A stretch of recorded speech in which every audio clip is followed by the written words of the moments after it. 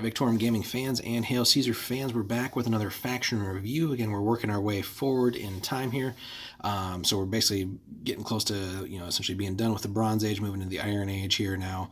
And today's video, we're going to take a look at the Assyrian Empire for the next in our faction review series. So, again, we've finished up with the Bronze Age collapse and all that, Sea Peoples, just got done with Israel and Judah in our previous video. Today we're taking another sort of leap forward here, so we got the Assyrian Empire, so 8th through 7th centuries BC. So really a neat army, and this will start to bring in a lot of a little bit more of a difference in how the army looks as opposed to a lot of these Bronze Age armies that we've seen before, where it's a lot of medium infantry, skirmishers, and then gradually some chariots and practically no cavalry. So the Assyrian Empire, keyword empire here, is a pretty rock solid force here. And let's take a look at what really they're composed of here. So we got several different restrictions, actually.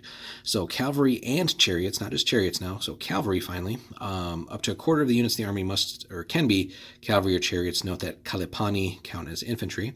Cavalry, 50% of mounted. So what does that mean? So at least half the cavalry and chariot units must be cavalry. So, so sort of a 50-50 split at least there, but it has to be at least 50% cavalry or more. Infantry does have to be 75% of the whole army, and again, the skirmishers don't count for that. Kasir Sharuti, so at least a quarter of the non-skirmisher infantry units in the army must be Kasir Sharuti, and units equipped with slings and bows must not outnumber those equipped with spears and bows. So some interesting restrictions definitely that you got to pay attention to here. And then we have Sabshari Kalapani, at least a quarter of the non-skirmisher infantry units in the army must be Sabshari or Kalapani. So again, more restrictions there. You got the usual division and skirmisher restrictions still, but yeah, so lots of little wrinkles to the army here. So what do we have then?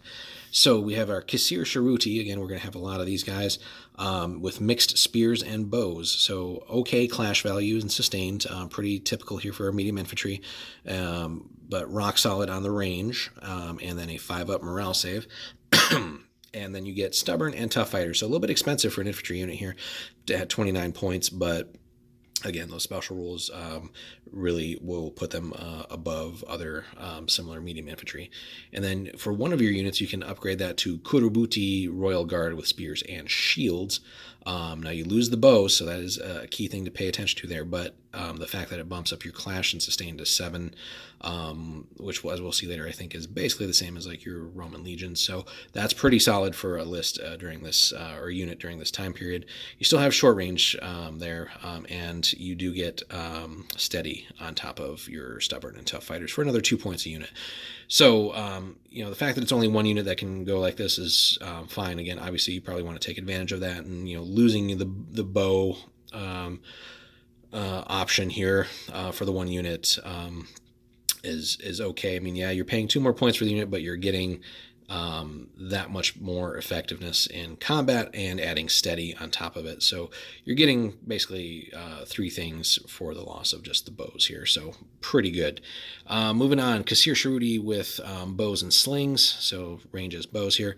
So the fighting ability certainly drops off here, but you're getting sort of that permanently good long range there. And you're also getting marksman. And again, this isn't a one-of unit or anything. You can just have multiples of these. Again, you got to still keep those restrictions from above in mind, but having multiple units with all these special rules here, as we can see, is pretty cool. You can already kind of notice a trend here with the Assyrians, definitely sort of a step above a lot of their contemporaries here, which is also why they were so effective. Sabshari, light infantry with mixed spears and bows. Again, basically the same thing as the Kasir, except you'll notice the morale save is a little bit weaker, and they're not marksmen, but they are also 2 points cheaper. Then you have Kalipani bow-armed light infantry on carts, so kind of a pseudo-chariot type thing. But they, I think they, as I saw above, they're still infantry. They do have some notes up above. 24 points a unit, again, much weaker in combat, but yeah, it's like a mobile bow platform basically, but no morale save, so do keep that in mind. Phrygian or Manaean, medium infantry with long spears, so back up to some solid infantry here. A little bit of range, but nothing significant. 5-ups morale save here, but no special rules. 26 points a unit.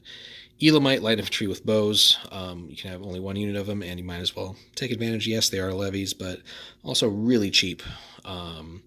Aramaean or Chaldean skirmishers with javelins as small units, your usual small unit javelin type of unit. Don't expect much in combat, short range, but again, also very cheap. Then you got Aramaean, Arab, or Chaldean skirmishers with slings or bows, basically sling range. Again, if you want some more of that long range firepower, only 12 points for the unit. Then your Arab camel riding light cavalry armed with bows as a small unit. So a little bit of punch there. Clash of 5 is not horrible, but it drops off significantly. But they do have that feigned flight rule, and again, solid range stats. Again, considering it's a small unit, keep that in mind. 6-up save, 21 points there. So in the fact that you only have the one unit available to you, you might as well just take it. It's, again, a really cool unit. Here, then, though, is where the Assyrians throw in some of their other punch, basically towards the bottom of the list here. You have medium cavalry with mixed spears and bows. So Clash of 8, we have not seen much of that at all. Now, it does drop off considerably, but that's a good, strong sort of shock attack here, basically, especially if you get that charge off. With some solid ranged ability here too. 5-up save, pretty standard, 29 points a unit. So no restrictions on this. So you can definitely take multiples here, again, with those above restrictions. So really good just to add that extra punch and mobility, if nothing else. And then here we go. You get, this is really cool too. Only one unit of these guys, but Royal Guard heavy cavalry with spears and bows and riding barded horses. A clash value of 9. That's unheard of so far compared to everything else we've been reviewing. Now, it does drop off pretty significantly back down to a 6, but that's the same as all the other medium infantry we've really seen. So a 9 is pretty damn powerful here. You still have some ranged ability too, and that barding on the horses, you see that there because we have the 4-up on the save, and they're steady. So 35 points a unit, definitely expensive, but Royal Guard heavy cavalry unit, that's going to be kind of like a centerpiece of one of your divisions at least. Excuse me. So well worth buying, collecting, getting that one unit. There's an elite cavalry unit to go with some of your other just solid infantry, and especially that the Royal Guard infantry unit too. So lots of good stuff here, lots of good upgrades for the Assyrians. And then last but not least, you want more punch for your army and mobility. Well, here you go. 4-horse heavy chariots with crews with bows, spears, and javelins. There's no chariot runners or anything here, but you don't really need it because, my gosh, you have another 9 on Clash. Now, again, that drops off a ton. If you can't finish them off early here, it drops off to a 5. But as you're moving around, you still have that rock-solid ranged ability here. And I think that is the single best morale save we've seen so far. So 3-up on the morale save there. So this is like a mobile tank here. And only 33 points for the unit, too. So, take as much of that awesomeness as you can. So between those cavalry and the chariots, you got to stay within your restrictions, as we saw at the beginning of the video, but maxing out on what you can get there is going to be awesome. And commanders here, still pretty standard. You get your leadership 8 across the board, no other bells or whistles there. No Ark of the Covenant here or anything like that, but just solid leadership. So this is definitely, I wouldn't go so far to say like that they're overpowered or anything, but this is definitely a powerful faction. So good for a beginner, I would say. Collecting wise, it does kind of it's a little bit tougher, just because, again, I don't think there's any plastics available. So you're definitely going to be dealing with lots and lots of metal stuff here. So, but if you don't mind that, you're good to go. But yeah, just lots of powerful options here.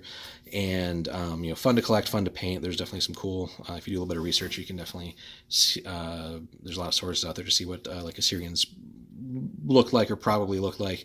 So really interesting collection options there, and a lot of cool contemporary armies to fight against, or if you want to do some what if scenarios, fighting against some later armies, this would be pretty cool to see too. So about the only thing that would really let you down here is just you don't have access to like leadership 9 or anything like that. They didn't bother like making anything for a special character here, like some of the historical leaders that we can see up above here, like Ashurbanipal or Tiglath-Pileser or anything like that. But there's house rules obviously, and potential expansions and stuff down the road. But so yeah, the only thing that's going to maybe let you down a little bit is that leadership 8. But if you play it smart and don't get too greedy here, just let your army do its thing here. You got really awesome infantry, just a solid core of infantry, lots of good ranged options here. Not as heavy on the like very skirmisher type stuff as we've seen with a lot of the others or Bronze Age armies, Middle East armies here, but they just back that up with straight up power, especially when you get over to the cavalry and the like the super heavy chariots that we see down here basically. And as you can see here, as we go through these various units, lots of access to special rules for some of your units in quantity too. So this is definitely going to be an elite army, and you should be able to outmuscle a lot of the lighter armed and armored contemporary armies. So yeah, it's basically not saying this army plays itself, but you definitely still have to be smart and make good command choices and all that stuff. But in the right hands, this is definitely going to be a very powerful list. So this is the Assyrian Empire list again. Hail Caesar, Warlord Games. Check it out. Smash that like button if you could, and subscribe if you haven't already. And we'll see you in the next one.